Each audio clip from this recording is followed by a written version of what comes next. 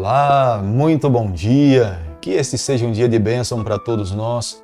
Vamos nos unir a milhares de pessoas que ao redor do mundo nessa manhã também se levantam para estudar um capítulo da palavra do Senhor. Vamos deixar que ela guie a nossa vida, norteie a nossa trajetória e a palavra de Deus também abençoe e nos alimente a cada instante. Quero nesse momento deixar aqui com você um texto da Bíblia, o Salmo capítulo 66, o verso 20, que diz o seguinte: Bendito seja Deus que não me rejeita a oração, nem aparta de mim a sua graça. Bendito seja Deus.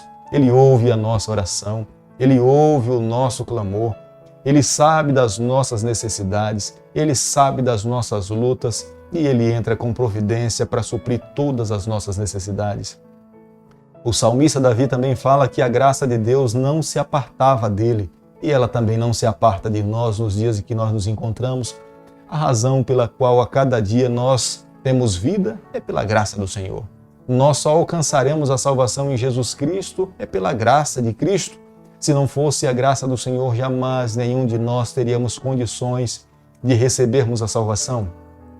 Quero convidá-lo então nesse instante a ter nas mãos a palavra de Deus no livro de Números, capítulo 8, o verso 3. E Arão fez assim: colocou as lâmpadas para que alumiasse defronte do candelabro, como o Senhor ordenara a Moisés. Nós sabemos que Moisés recebia de Deus as orientações de uma forma direta, mas Moisés, ele transmitia suas orientações a seu irmão, sacerdote, sumo sacerdote Arão. Arão tinha nas mãos a responsabilidade de liderar os outros sacerdotes. Ele transmitia essas informações aos outros sacerdotes. E os sacerdotes eram responsáveis em instruir os levitas. Deus tinha feito um pedido específico a Moisés para que falasse a Arão que colocasse ali dentro do santuário o candelabro, que eram 7 lâmpadas. Eram feitas de ouro maciço, de uma única peça de ouro, batido a martelo. E a martelo eles confeccionaram esse candelabro. Na verdade, o candelabro apontava para Jesus Cristo, a luz do mundo, aquele que ilumina a nossa vida, aquele que abre os nossos horizontes. Nós sabemos que a palavra de Deus é lâmpada que ilumina a nossa trajetória. Se nós não tivéssemos a palavra de Deus nas nossas mãos, nós viveríamos tropeçando de um lado para outro porque não saberíamos por onde dirigir ou por onde conduzir a nossa vida. Mas a palavra de Deus, o próprio salmista já fala para nós que ela é uma lâmpada, ele ilumina o nosso caminho. Jesus Cristo veio iluminar os seres humanos. Nós vivíamos nesse planeta Terra sem saber o que faríamos com a nossa vida, de onde nós viemos e para onde nós iremos, era a grande pergunta. Mas em Jesus Cristo nós encontramos todas essas respostas. Nós sabemos que é das mãos do Criador que nós viremos e das mãos do Criador nós voltaremos para viver com Ele por toda a eternidade. E dentro do santuário, entre os móveis, estava o candelabro. O candelabro tinha todo esse significado belo. E além de ter esse significado, o candelabro servia para iluminar, porque os sacerdotes se movimentavam dentro do santuário. E para que eles pudessem se movimentar, era necessário que houvesse luz. E Deus pediu para Moisés orientar Arão que o candelabro deveria ficar ali num lugar específico para que pudesse iluminar aqueles que estariam se movimentando diante do Senhor. No livro de Números, capítulo 8, o verso 6, a palavra de Deus diz o seguinte: Toma os levitas do meio dos filhos de Israel e purifica-os. Nós sabemos que dentro do santuário haviam 2 classes, os sacerdotes e os levitas. É claro que o sacerdote se distinguia como o sumo sacerdote, que era Arão, que tinha uma função específica de entrar no lugar santíssimo. Mas basicamente eram 2 classes, porque eram os sacerdotes e os levitas. Aqui no capítulo 8, o verso 6, se trata da purificação, da dedicação, da separação dos levitas para o santo ofício. Nós sabemos que os levitas foram chamados por Deus para que eles pudessem assessorar os sacerdotes. Eles tinham uma única função exclusiva de assessorar nos trabalhos e nos afazeres que deveriam acontecer diariamente dentro do santuário e fora também do santuário. E aqui no capítulo 8, no verso 6, Deus está pedindo para que possam também consagrar, separar esses homens para esse ofício. Os sacerdotes, eles eram santificados. Os levitas, eles eram purificados. Os sacerdotes, eles eram ungidos e lavados. Os levitas, eles eram aspergidos. Os sacerdotes recebiam roupas limpas e novas. Os levitas lavavam as roupas dos sacerdotes.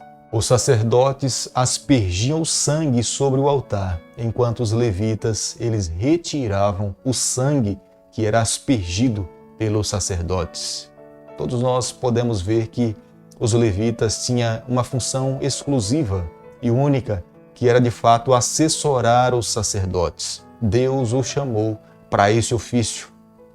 Nos ensina que no trabalho para Deus não existe alguém maior, uma classe maior ou uma classe inferior.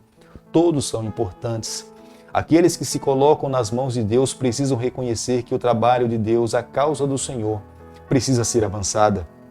Se Deus nos chamou, está sob as nossas mãos a responsabilidade de fazermos da melhor maneira possível. Independe da função que você exerce para o Senhor dentro da comunidade onde você se encontra. Se você é sacerdote, se você é levita, se você canta, se você prega ou evangelista, isso independe. Faça da melhor maneira, porque Deus sempre merece o melhor. O capítulo 8, o verso 7 do livro de Números, nos fala que os levitas deveriam ser purificados com água. Eles trabalhavam assessorando os sacerdotes. Eles tinham que tocar nos cadáveres. Para que eles não ficassem contaminados, Deus então pedia para que eles fossem lavados com água. Nos traz aqui o emblema e o simbolismo do batismo. Lá no batismo, quando alguém é imergido nas águas, ele está também deixando para trás as suas iniquidades. Quando ele então sai das águas, ele sai purificado, ele sai uma nova criatura. E não era diferente o que acontecia com os levitas. Eles, antes de serem lavados, estavam contaminados e após de serem lavados, eles estavam completamente limpos, porque a água faz isso conosco e Deus queria que fosse dessa forma para que pudesse já deixar uma mensagem para os israelitas. Eles deveriam entender que somente a água viva, que é Jesus Cristo, nos traz a verdadeira purificação. Sem Jesus Cristo em nossa vida, nós não temos condições de nos limparmos de toda a impureza que nós nos contaminamos nessa trajetória, nessa terra. Por isso que a cada dia nós precisamos nos voltar para essa fonte, bebermos dela e deixarmos que ela limpe completamente a nossa vida. O capítulo 8 do livro de Números, o verso 10, diz o seguinte: Quando, pois, fizerem chegar os levitas perante o Senhor, os filhos de Israel porão as mãos sobre eles. Era um momento de separação dessa tribo, dos levitas. Era um momento de dedicação para Deus. Embora Deus se fizesse presente, mas o ato da nação de Israel estender suas mãos sobre os levitas era uma demonstração de recebimento, de aceitação. Eles estavam crendo, confiando no ministério daqueles homens. Eles estavam recebendo aquela classe de pessoas para aquele objetivo, para aquela função, e Deus pediu para que fosse dessa forma. Alguns comentaristas bíblicos, eles acreditam que os príncipes de Israel faziam parte dessa imposição de mãos. Era uma demonstração de transferir autoridade, responsabilidade, para que eles pudessem assessorar os sacerdotes no ministério sagrado da expiação de pecados. O capítulo 8 do livro de Números, o verso 11 e o verso 12, nos fala que Deus pediu para que Arão fizesse uma oferta movida pelos levitas. Era aquele momento solene, após a nação de Israel ter estendido as suas mãos, os príncipes também, reconhecendo os levitas como sendo os primogênitos de Deus, que iriam assessorar os sacerdotes. Agora era o momento que Deus iria consagrar aqueles homens para o santo ofício. Vale a pena nesse momento, nessa manhã, nós atentarmos para um detalhe. Por mais que seres humanos digam que estejam consagrando alguém para um trabalho para Deus, Se Deus não estender as suas mãos, de nada tem valor. Deus precisava, através da oferta movida, consagrar aquele grupo de pessoas. E era isso que Deus fazia com aquela oferta movida, consagrava, os separava. A partir dali é que, de fato, eles estavam separados exclusivamente para esse ofício. Sem a bênção de Deus, não haveria possibilidade humanamente de haver consagração, separação. Alguém até poderia dizer que, de fato, era exclusivo do Senhor, mas a mão do Senhor e a bênção do Senhor deveria ser derramada sobre ele para que, de fato, se concretizasse o que estava proposto no coração daquelas pessoas. O livro de Números, capítulo 8, verso 24, nos dá aqui a idade para a aposentadoria e o início do ministério de um levita. Ele deveria iniciar seu ministério com 30 anos de idade e deveria ir até os 50 anos de idade.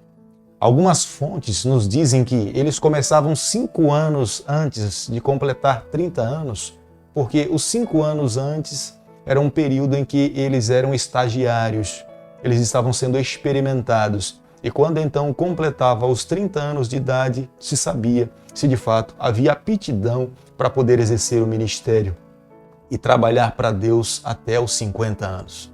Não era permitido que eles ultrapassassem os 50 anos, porque se acreditava que um homem tinha condições físicas, mentais e emocionais para trabalhar para Deus de uma forma muito nítida e clara nessa faixa etária da vida. Quando então se ultrapassava desse período, ele era aposentado, ele poderia até fazer trabalhos leves dentro do santuário, mas as atividades que de fato requeria mais energia, ele não poderia trabalhar. E era nomeado outras pessoas para que pudessem ocupar o lugar daqueles que estavam aposentando. Ao concluirmos o capítulo 8 do livro de Números, nós entendemos que Deus espera que os seus filhos possam concluir a obra da pregação do Evangelho aqui nessa terra. Nós precisamos usar os nossos dons para o avanço do reino de Cristo aqui nessa terra. Deus, através do Espírito Santo, tem dado dons a homens, mulheres, crianças, jovens e adolescentes para que se desenvolvam e falem de Jesus Cristo às pessoas que ainda não conhecem ao Senhor. Deus poderia ter convidado os seus anjos para que pudessem fazer esse trabalho, mas Ele está permitindo que eu e você, nós possamos fazer isso. Jamais se esqueça, quando nós fazemos algo para Deus, a nossa vida é abençoada. Quando nós trabalhamos para o Senhor, nós crescemos espiritualmente. É impossível alguém crescer na inércia. Nós só crescemos quando estamos envolvidos no ministério e no trabalho do Senhor.